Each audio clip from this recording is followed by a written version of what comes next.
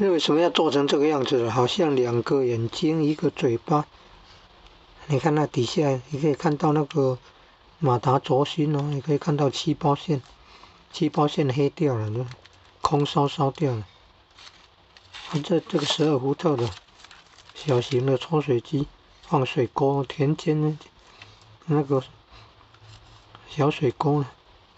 那个打草机的电池马达也是12伏特的，比这个大啊。那如果改换那个打水机，改换那个打草机的电池的话，这个要怎么解决这个问题？敲得下来吗？那轴心，打草机的那个马达轴心比较粗呢。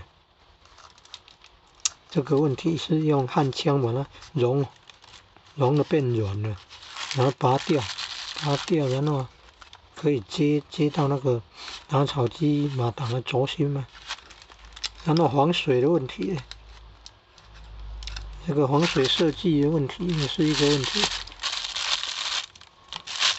你看，人家有那个电圈呢，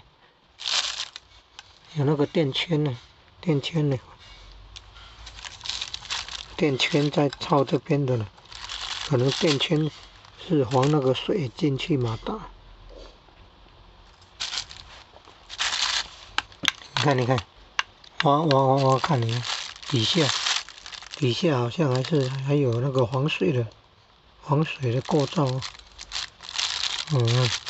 挖进去看到里面还有防水的构造呢，真不简单呢，很多学问呢。